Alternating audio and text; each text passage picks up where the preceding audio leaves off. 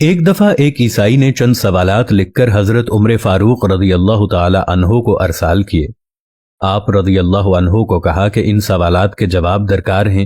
عیسائی کے سوالات یہ تھے: نمبر 1، ایک ماں کے شکم سے 2 بچے پیدا ہوئے اور دونوں ایک ہی وقت ایک ہی دن میں پیدا ہوئے، پھر ایک ہی روز دونوں کا انتقال ہوا۔ ایک کی عمر 100 سال بڑی، دوسرے کی عمر 100 سال چھوٹی ہے۔ یہ دونوں کون تھے اور ایسا کیوں کر ہو سکتا ہے؟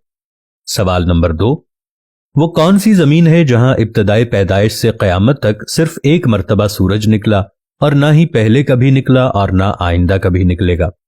سوال نمبر 3، وہ کون سی قبر ہے جس کا مدفون بھی زندہ تھا اور قبر بھی زندہ تھی، اور قبر اپنے مدفون کو سیر کراتی رہی، پھر مدفون قبر سے باہر آیا اور زندہ رہ کر فوت ہوا؟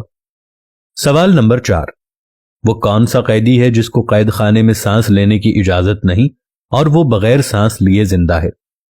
عیسائی کے سوالات پڑھنے کے بعد حضرت عمر رضی اللہ تعالی عنہ نے حضرت عبداللہ بن عباس رضی اللہ تعالی عنہ کو بلایا اور فرمایا، ان سوالوں کے جواب لکھ دو۔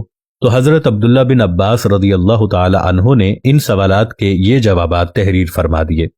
جواب نمبر 1، وہ 2 بھائی جو ایک دن پیدا ہوئے، ایک ہی دن دونوں کی وفات ہوئی، پھر ایک بھائی 100 برس عمر میں چھوٹا، دوسرا 100 برس بڑا۔ یہ دونوں بھائی حضرت عزیر علیہ السلام اور حضرت عزیر علیہ السلام ہیں۔ دونوں ایک ہی دن ایک ماں سے پیدا ہوئے اور دونوں کی وفات کا دن بھی ایک ہے، لیکن درمیان میں اللہ تعالیٰ نے اپنی قدرت کاملہ دکھانے کے لیے حضرت عزیر علیہ السلام پر 100 سال تک موت طاری کر دی، پھر 100 سال بعد زندہ ہو کر اپنے گھر گئے، پھر کچھ دن اور زندہ رہے، پھر دونوں بھائی ایک ہی روز فوت ہوئے۔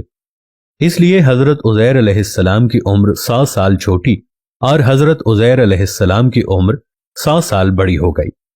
جواب نمبر 2، وہ زمین جس پر ساری عمر میں ایک مرتبہ سورج نکلا اور نہ کبھی پہلے نکلا نہ کبھی بعد میں نکلے گا، وہ زمین دریائے قلزم کی تہ ہے جہاں فرعون غرق ہوا۔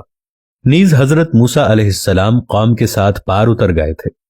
حضرت موسیٰ علیہ السلام کے معجزے سے دریا خشک ہو گیا اور دریا کی تہ کو آفتاب نے بحکم خدا بہت جلد خشک کر دیا۔ حضرت موسیٰ علیہ السلام اپنی قوم کے ساتھ دریا پار کر گئے اور فرعون غرق ہوا۔ اس زمین پر ساری عمر میں سورج صرف ایک ہی مرتبہ نکلا اور آئندہ کبھی نہیں نکلے گا۔